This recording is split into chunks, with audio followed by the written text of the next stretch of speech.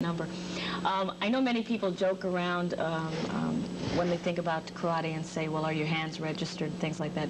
Why did that joke begin, and is there such thing as registering your hands or other parts of your body as legal weapons, lethal weapons? I believe in older times, more traditional times in Japan, the custom of registering a black belt master's hands was a true practice. And I don't think they still do it. I'm not really sure, though. So this is kind of carried over to America. As you say, it's more of a tongue-in-cheek type thing today. Some people still ask seriously, though, are your hands registered? And no, they're not.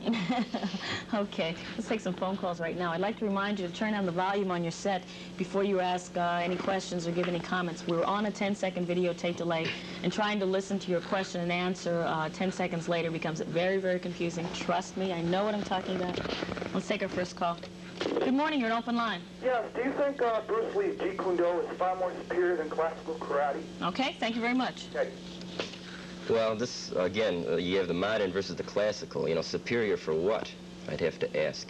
Jeet Kune Do is an ultimate fighting art that was instilled by Bruce Lee, and today I think a lot of his principles have filtered into our art. I think you'll see some of these principles filtered into even our modern tournament competition.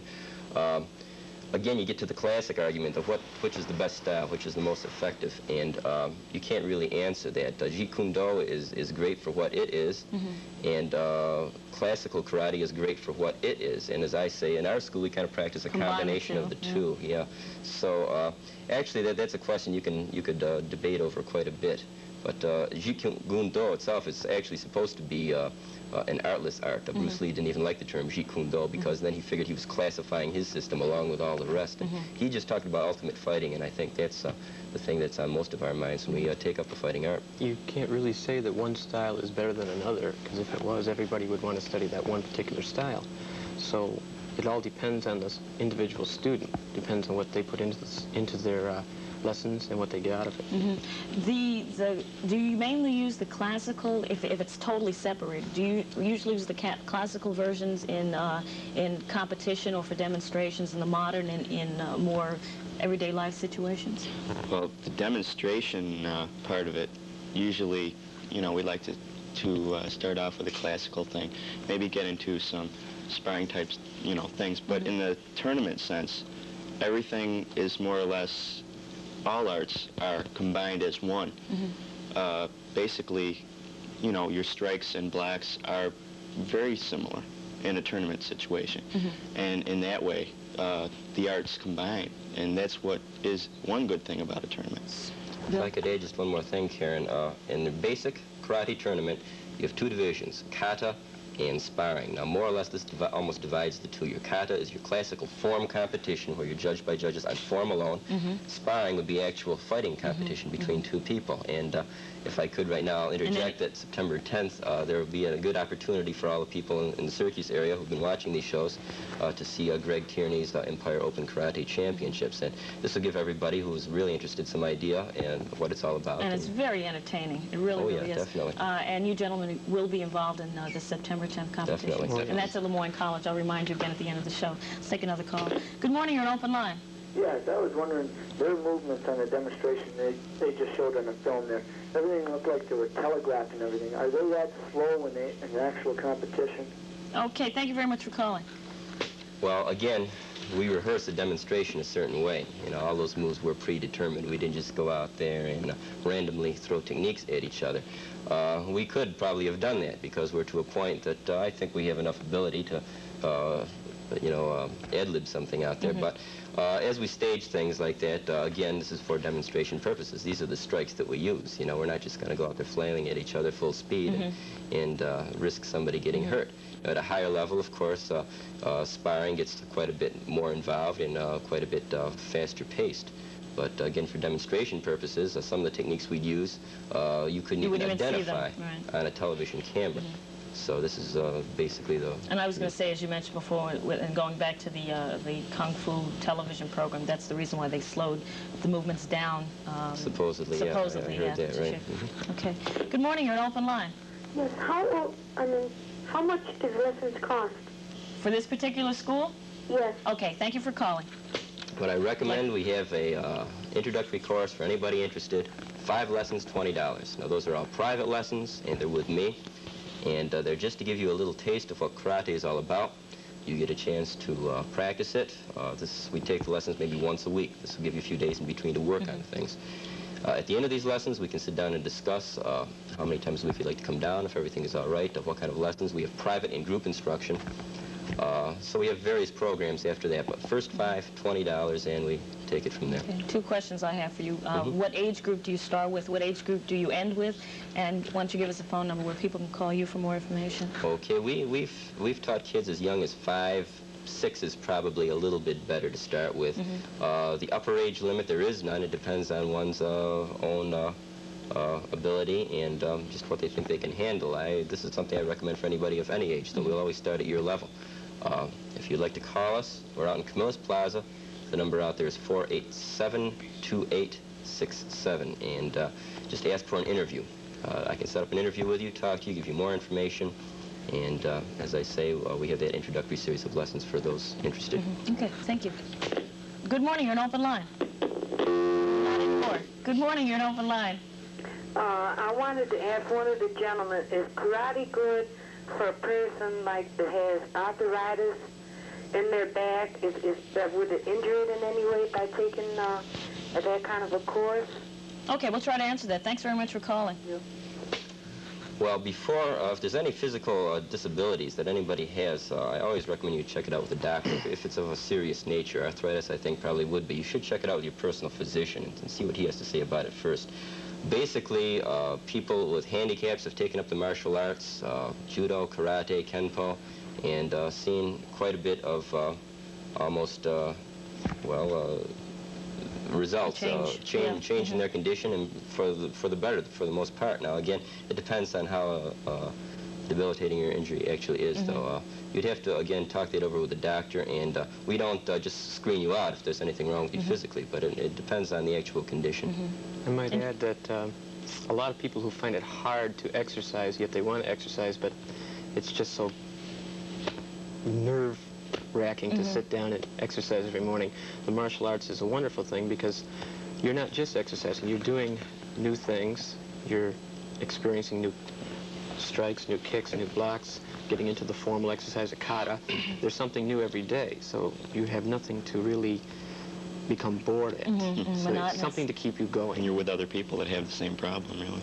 Good. Okay, thank you. Good morning, you're an open line. Next question? Yes, please do. Your question, please? What is the best place to learn stuff? Karate? Yeah, what's the best place to learn the art that they're teaching today? Okay, we'll try to answer that. Thank you. Where's the best place? You mean the best, or to learn Kenpo karate, to be perfectly honest, there are 3 other schools that teach Kenpo in Syracuse. Ours is located in Camillus Plaza, as I say, and that was the phone number I gave. Okay, has karate taken over as far as popularity in the martial arts? Because when I went through the phone book myself, I saw more karate schools than I saw judo. I think I also maybe 2 or 3 judo classes. Yeah, I think there's less than that. Karate today, I would say, more or less has taken over, so to speak. 15 years ago, this was not the case. Karate was a very esoteric thing that very few people knew about, but it really caught on in the late 60s. Around the turn of the 70s or so, there was a boom in it. And today, there are probably 10 karate schools for every judo school. Okay. So karate does hold the lead. Thank you. Good morning, you're an open line. Why do they wear those blue things on their hands and their feet? Okay, we'll answer that for you. Thank you. This is safety equipment. We brought some up here. This is, again, an innovative device. A lot of the techniques out there can be pretty dangerous, take a look at it. Pretty deadly. Let's do the safety kick here also. These are designed so that we can actually make contact with our strikes, not that we're hitting ourselves full force. We do wear this protection on our hands and our feet to make combat a little bit more realistic. In other words, if you pull all your blows an inch away from somebody's nose, you're not getting the full feel of real impact with an opponent. Now, again, the more advanced you are, the more advanced level, we can hit pretty hard with these. On the beginner level, of course, we just go very light. But I think this is one of the innovations in modern martial arts that have enabled karate to get a little bit more realistic. Okay, thank you. Oops. Good morning, you're on open line. Hello? Hello? Hi, you're on the air. Do you have a question? Yes. What's your question? How many degrees are in black belt? Okay, thank you for calling. How many degrees in black belt? Degrees of black belt varies from style to style. In Kenpo, there are 9 degrees, 9th degree being the highest rank that the head of our system has. It usually is somewhere between 8 and 10 degrees. Okay, thank you. We have time for one last question. Good morning, you're on open line. Yes, I'd like to know whether or not his style has any classical weapons training. Okay, thank you very much for calling. Classical weapons we get into at a brown belt level, which is the intermediate level. We do practice the classical weapons, yes. We get into the staff, the spear, the nunchaku, and we even get into the sword at a black belt level. So again, we maintain most of our classical training traditions, and that's one of them, of course, the use of weapons. Of course, the art of Kung Fu usually emphasizes weapons training quite heavily. I thought it was just the opposite with Kung Fu. It depends solely on your own physical being for weapons. No, they used many weapons in Kung Fu styles. Okay, and before we go, why don't we give your phone number once again? People can call you for more information. Okay, that's 487-2867. And located in Camillus Plaza. Camillus Plaza, right. Okay.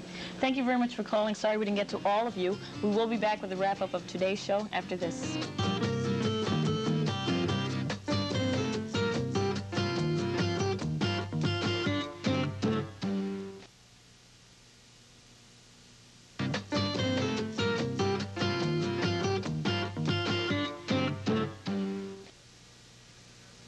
This is Ed McMahon with your ticket to the hit show of the year, the Jerry Lewis Labor Day Telethon.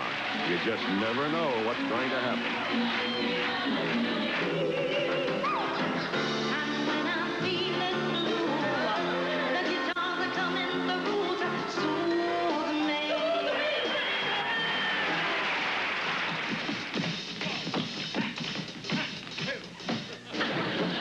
For the gentleman who will donate $100,000.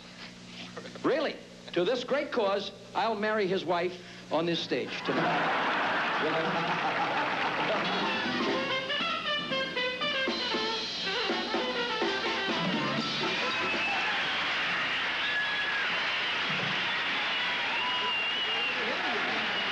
Join Jerry Lewis and the hit show of the year, Bask in the Starlight, Sunday night, September 4th at 9 here on Channel 9. Thank you very much for staying with us this morning. We've been talking about Kenpo Karate, and my guests are all with the Syracuse Kenpo Karate School. Bill Bean, Ken Baker, and Bill Prusinowski. I bet you didn't think I'd get that right today. I didn't either. And they're located in Camillus Plaza. And the phone number again is, once more, 487-2867. Right. And I would like, once again, to remind you of the competition that's taking place at Lemoyne College. And for more information, I think you can go to any karate school here in the city. Yes, you can call my school, or you can call Greg Tierney's school in Mattydale. He's the one that's putting it on. And this will be Saturday, September 10th, that it's going to occur. Okay, and the reason I keep bringing it up is as they've said and as Greg said on yesterday's program, if you are interested in karate, this is a very good time to go in and take a look at the demonstrations going on. Tomorrow we'll be talking about Tai Chi, and this is a soft form of the martial arts. I hope you take the time to join us tomorrow on Open Line. Have a good day.